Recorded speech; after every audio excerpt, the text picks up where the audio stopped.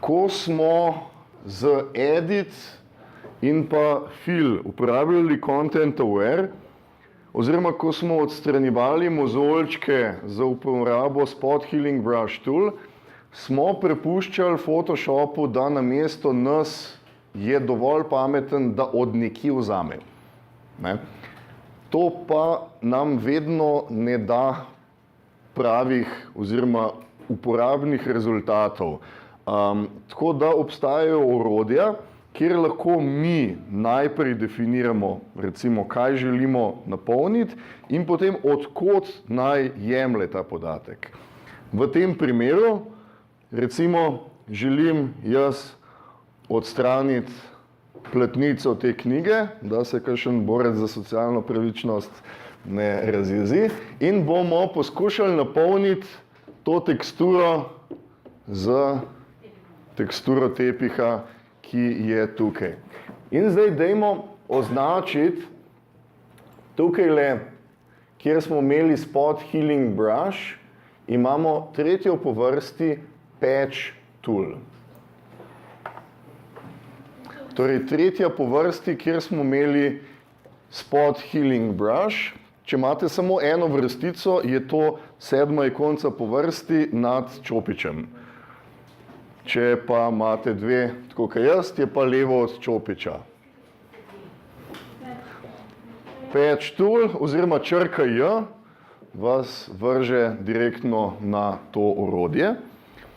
In zdaj, Patch Tool se za začetek obnaša enako, kot se obnaša zanka. Torej, jaz lahko kjerkoli začnem risati in bo on označil nekaj. Zdaj, mi lahko tako Patch Tool, kot zanko, recimo, malenkost bolj elegantno uporabljamo, tako da kombiniramo navadno zanko pa poligonsko zanko. A se slučajno kdo spomne, kako lahko kombiniramo obe dve te zanki skupaj? Točno tako, ne? V trenutku, ko začnemo vleči, če držim tipko Alt, lahko spustim miškin gumb in se mi spremeni v poligonsko zanko. Ne? Torej, dajmo pokazati to. Jaz bom izgubil zdaj to selekcijo. Aha, še tipkovnico potrebujem, da bom imel Alt. Če jaz začnem risati kjerkoli, zdaj sem začel držati Alt in sem spustil miško. Ne? In se je stvar spremenila v poligonsko zanko. Tako da lahko kadarkoli kliknem, oziroma lahko kar začnem risati, ne? Dokler držim Alt, imam in eno in drugo zanko v enem orodju. Ne? In lahko kar takoj spustim tipko Alt in bo zaprl vse skupaj.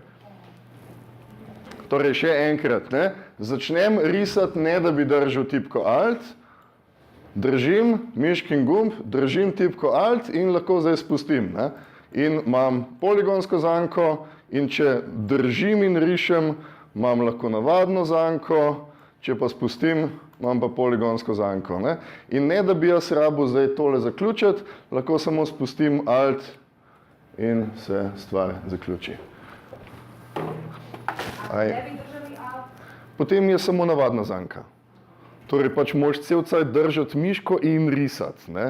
Nimaš te poligonske zanke še zraven, ne? Zdaj pa tle lahko kombiniraš, ne? Ali hočeš tak, ne? Ali pa nekaj narišeš, oboje imaš možnost, ne?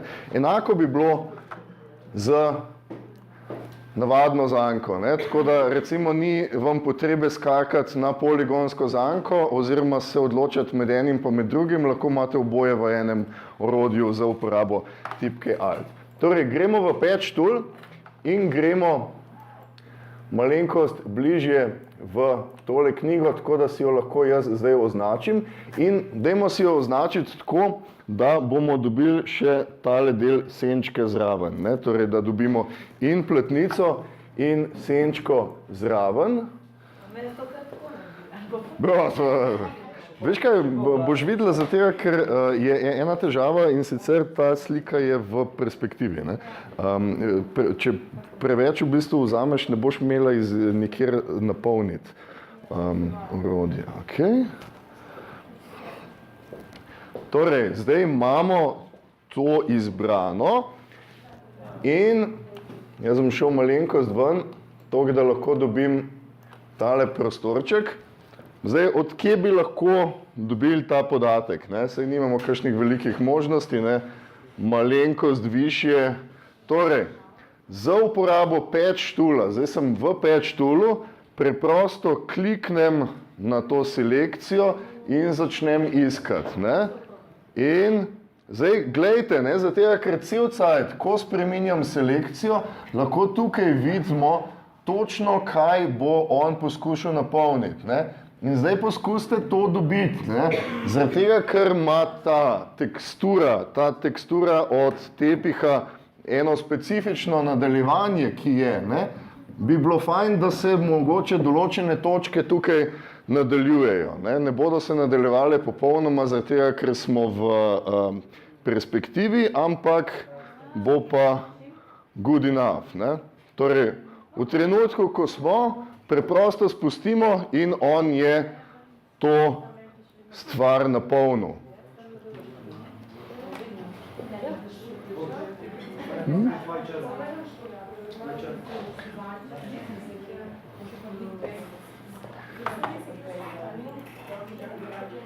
Mimogrede, dajmo iti 2 koraka nazaj, toliko, da imamo selekcijo te knjige in pa, da je nismo še pobrisali. Ker bi vam rad nekaj pokazal.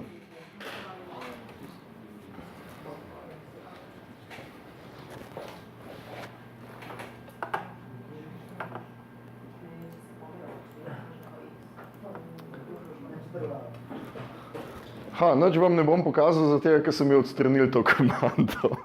To je super. Ok, whatever. Zdaj, malo se počutim kot riba iz vode, včasih je bilo tlele za obkljukati, da je to na vseh plasteh, se pravi, da bi lahko to na ločeni plasti naredil. Jaz bom pogledal, kako točno so spremenili, pa vam pošljem mail. Takih stvari sicer ne maram, da se mi zgodijo na predavanjih, ker izgleda to malo blamažno, ampak no... Ja, ne. Bom najdel, pa vam bom poslal točno, kako se to naredi. Zato, ker zdaj, ko smo mi to spreminjali, smo spreminjali na tej plasti. To pomeni, da smo zamenjali neke piksle spet. Uničevali smo sliko spodaj. Včasih je bila tlele ikonca, da je bilo za... Kako me to jezi? Dobro, prav. Pošljem po mailu. Dajmo zdaj tole potegniti takole, da nam napolne. In pa dajmo spoznati eno novo orodje, in sicer Clone Stamp Tool. Clone Stamp Tool, če imate eno vrstico, imate 9. ikonco po vrsti pod čopičem, drugače je pa Clone Stamp Tool v tem primeru pod patchom, ki smo ga pravkar uporabljali. Torej, Clone Stamp Tool, lahko pridemo do njega tudi s črko S.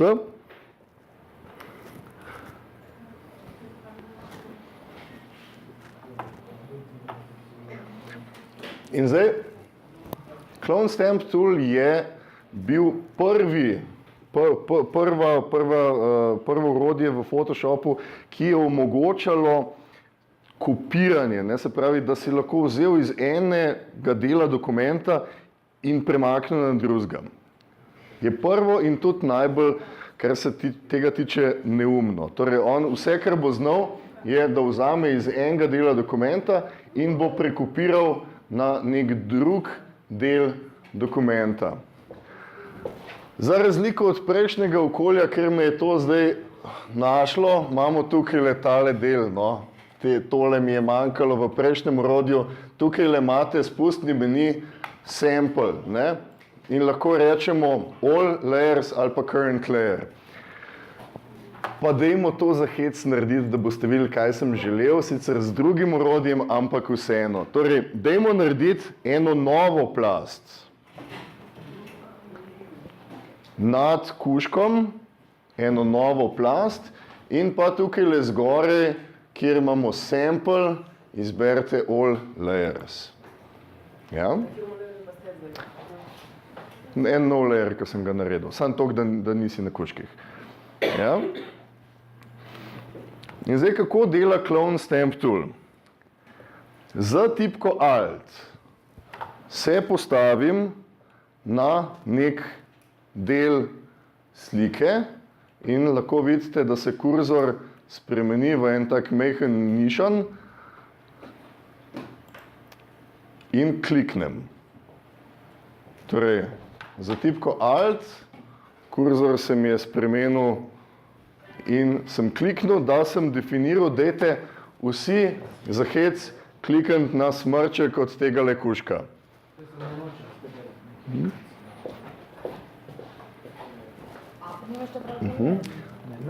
No, ti jo zdaj še enkrat prvi. Ne, vse v redu, pet na ta layer, ker imaš zdaj sample current layer. Ja, držiš Alt, ne, a veš, Alt moraš držati, ne.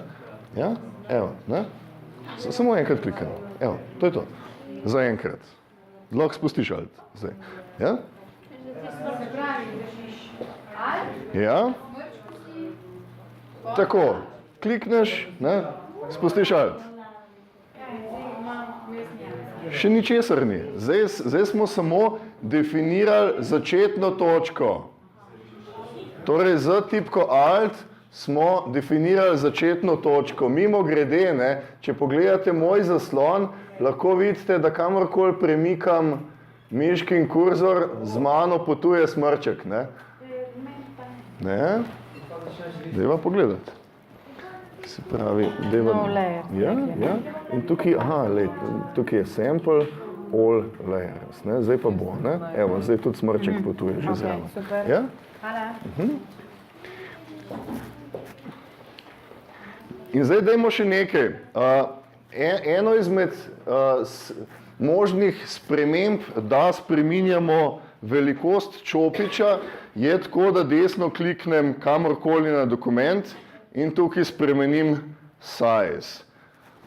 Malo bolj fancy način je, da se kamorkoli v dokumentu postavim, držim tipko Alt in z desnim miškinim gumbom potegnem na desno ali pa levo.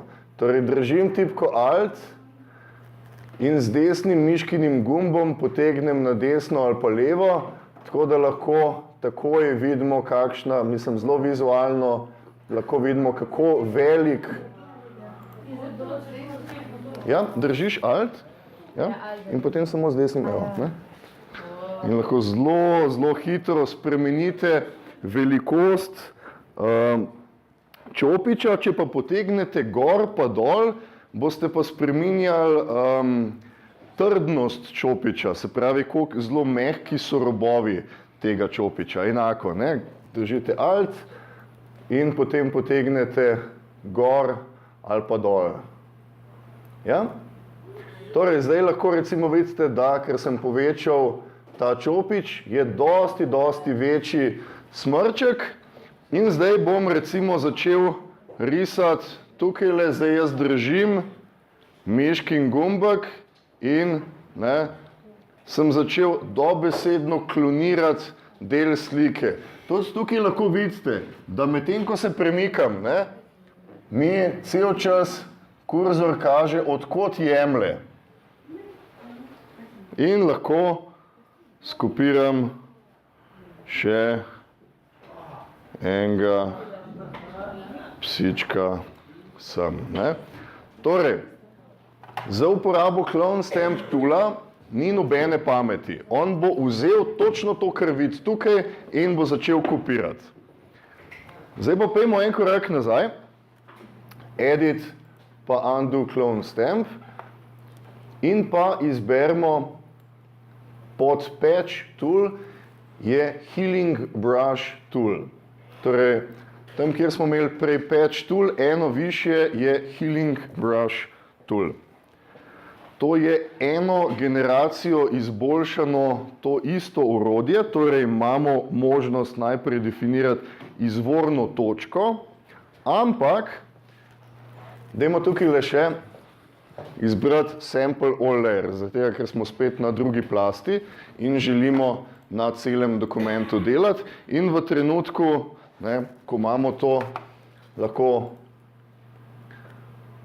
kamorkoli se postavim z kurzorjem, lahko vidimo, da že imam smrček spet tukaj. Malo si ga bom še povečal in pa malo takole, ne?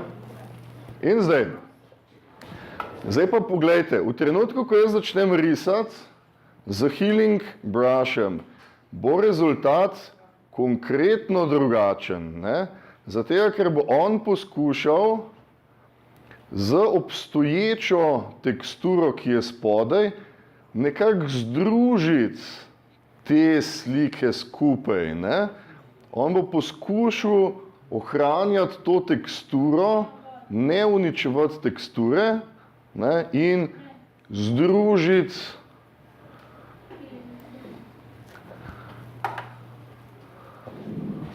eno sliko z drugo, ne? Torej, da ne bi uničeval spodnje teksture, bo poskušal dodajati noter nežno,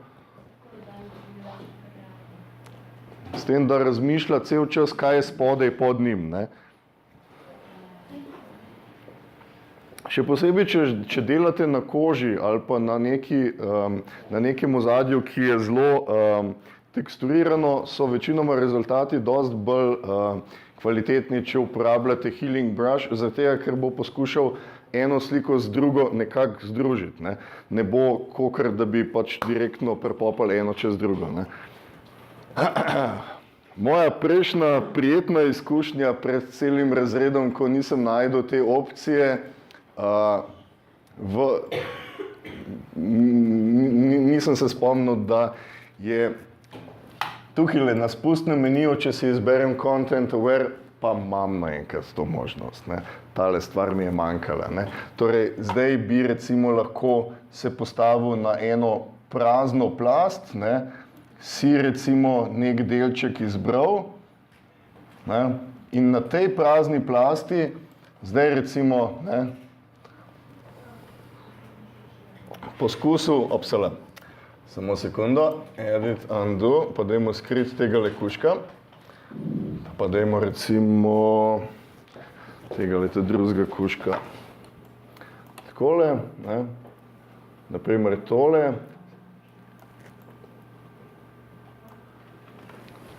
Poglejte tukaj, ne, to, kar sem zdaj napolnil, se ni zgodilo na spodnji plasti, spodnja plast je še vedno aktivna, ne.